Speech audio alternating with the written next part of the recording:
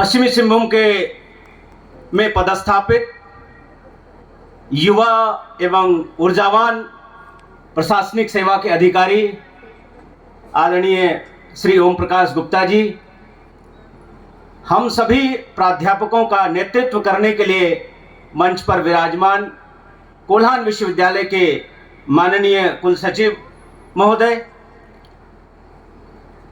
राष्ट्रीय सेवा योजना के कोल्हान विश्वविद्यालय के आदरणीय समन्वयक महोदय, मातृशक्ति के रूप में हम सबको आशीष देने के लिए यहाँ उपस्थित महिला कॉलेज चाईबासा की आदरणीय प्राचार्य महोदया, मंच पर विराजमान विभिन्न महाविद्यालयों के आदरणीय शिक्षकगण, नेहरू युवा केंद्र के युवा समन्वयक आदरणीय क्षितिज जी,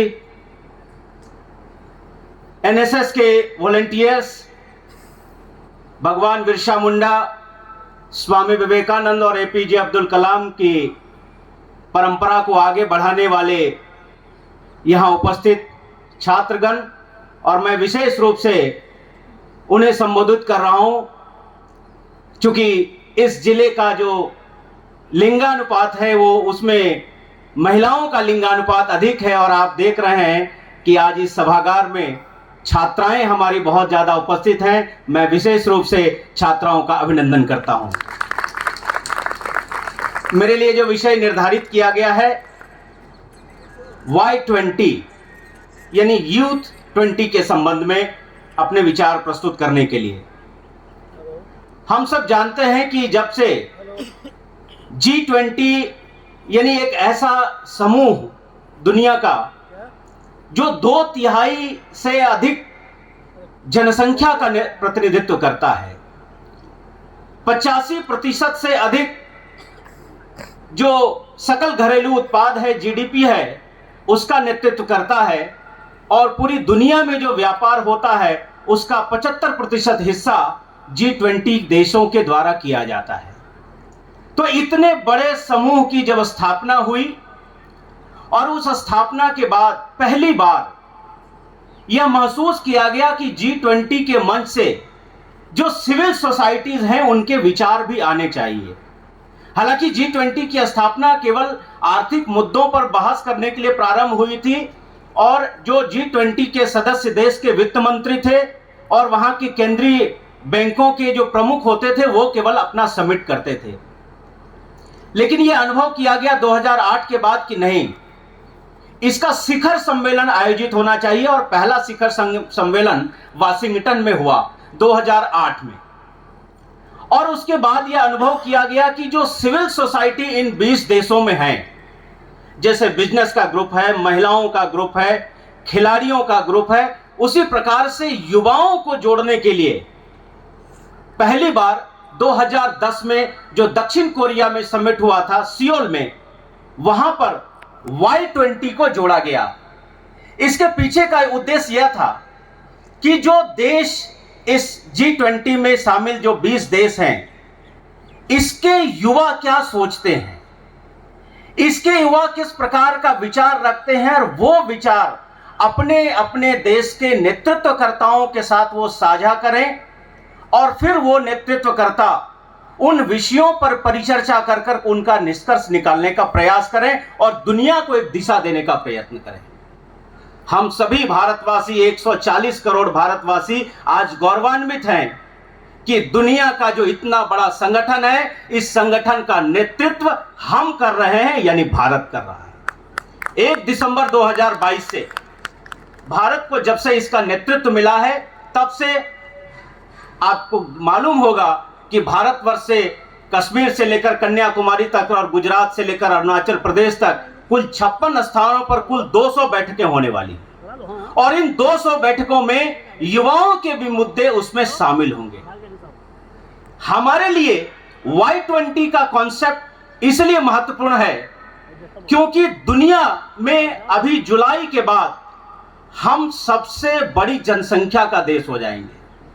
केवल सबसे बड़ी जनसंख्या का देश हम नहीं होंगे, बल्कि दुनिया में सबसे अधिक युवा आबादी हमारे भारतवर्ष में होगी, और इसलिए जो हम युवा कहेंगे वो दुनिया सुनने के लिए तैयार होगी। इस संकल्प के साथ G20 में Y20 का महत्व बहुत अधिक बढ़ गया है। अभी भारत के विदेश मंत्री आदरणीय एस जयशंकर जी कह रहे थे कि 3 सी पर फोकस किया गया है, यानी ट्रिपल सी, कोविड, कॉन्फ्लिक्ट और क्लाइमेट चेंज। आदरणीय प्राचार्य महोदया यहां कह रही थी कि हम लोग क्लाइमेट चेंज को ध्यान में रखते हुए पौधों का वितरण कर रहे हैं। निश्चित रूप से यह पूरी दुनिया के लिए आज ज्वलंत मुद्दा बना हुआ है। हम तो जिस पर्यावरण में जी रहे हैं, हम आने वाली पीढ़ी को क्या वैसा ही या उससे बेहतर पर्यावरण देकर जाना चाहते हैं। आजादी का जब 100वां वर्षगांठ भारतवर्ष मना रहा होगा 2047 में, शायद मैं रहूं या ना रहूं, लेकिन क्या हम भारत को कैसा पर्यावरण देकर जाना चाहते हैं? और भारत ने जो मुद्दा तय किया है, वसुधैव कुटुंबकम, जिस G20 का थीम है, जिसमें एक पृथ्वी, एक परिवार का कॉन्सेप्ट दिया गया है, ये कोई नया हमारे लिए नहीं है। हमने शुरू से, ये वेदों में ये पंक्ति आई है, अयम निजः परो वेति गणना लघु चेतसाम उदार चरिता नाम वसुधैव कुटुंबकम।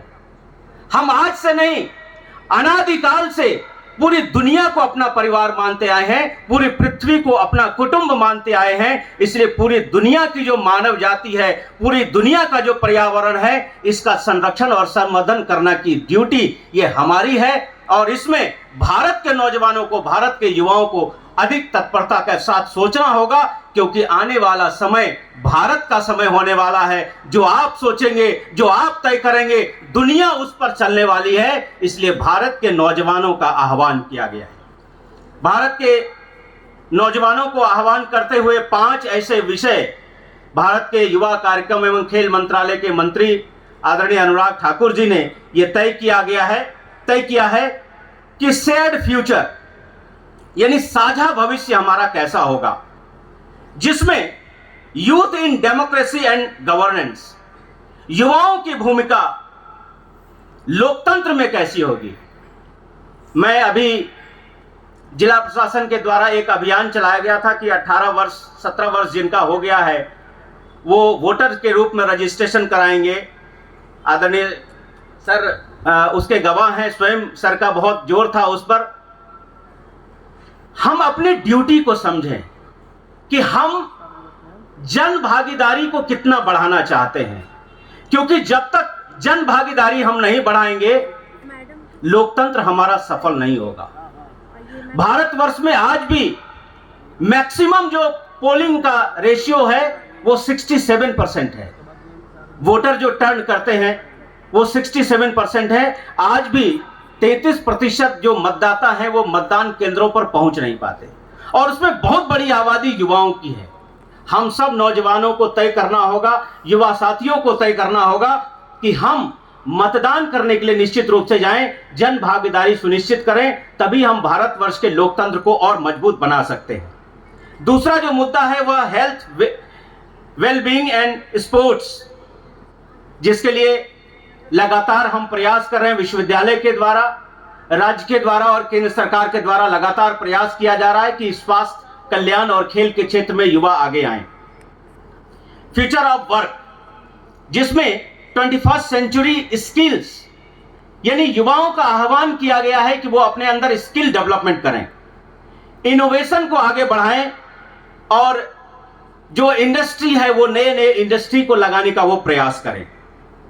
चौथा है शांति स्थापना और सुलह, यानी जैसा कि भारत के प्रधानमंत्री जी ने कहा था बाली समिट में, और मुझे याद है कि एक जो घोषणा पत्र है उस पर आम सहमति नहीं बन रही थी, लेकिन भारत के प्रयास से एक मोटी आम सहमति बनी, क्योंकि रूस और यूक्रेन के बीच में वॉर हो रहा था। और भारत के प्रधानमंत्री जी ने वाक्य तय किया था कि ये दौर युद्ध का दौर नहीं है। और उसके बाद से हम देखते हैं कि पूरी दुनिया में भारत की बात को ही दोहराया गया, और बाली समिट में जो G20 का 17वां समिट हुआ था बाली में, उसमें भारत की बात को ही एक कॉमन एजेंडा में तय किया गया। और पांचवा जो विषय है climate change and disaster risk reduction, यानी सस्टेनेबल डेवलपमेंट के लिए और अच्छे वे ऑफ लाइफ के लिए प्रयास करने की आवश्यकता है। सचमुच में इन सभी प्रयासों में जो सरकार के लक्ष्य हैं और जो दुनिया की मांग है, जो समय की मांग है, उसमें हम सब युवाओं की भूमिका निश्चित रूप से बढ़ जाती है। और हम यह सोचने के लिए हमें विवश होना होगा कि हम कैसा सोचते हैं, हम जैसा सोचेंगे, हम जैसा करेंगे, दुनिया उसको देखेगी और दुनिया उस पर चलेगी। जरूरत इस बात की है, जो भारत का चिंतन है, जो वसुधैव कुटुंबकम का चिंतन है, जो पर्यावरण के बारे में हम सोचते हैं कि पर्यावरण का संरक्षण करें, ये हम आगे करेंगे तो निश्चित रूप से भारतवर्ष की बात पूरी दुनिया बहुत गौर से सुनेंगी। और वो दिन दूर नहीं, आज हमें 18वां G20 की अध्यक्षता मिली है, वह दिन दूर नहीं जब हमने अपने प्रयासों से, भारत अपने प्रयासों से सुरक्षा परिषद का भी अस्थायी सदस्य होगा। और दुनिया को यह स्वीकार करना पड़ेगा कि भारत के पास ही वह उपाय है जो दुनिया को शांति और विकास के रास्ते पर ले जा सकता है। मैं आप सभी यहां नौजवान साथियों का आह्वान करूंगा कि आप अपने जिस स्थान पर हैं, अपने जिस कार्य क्षेत्र में हैं, उसी कार्य क्षेत्र में आगे बढ़ते हुए अपने जीवन को आगे बढ़ाएं।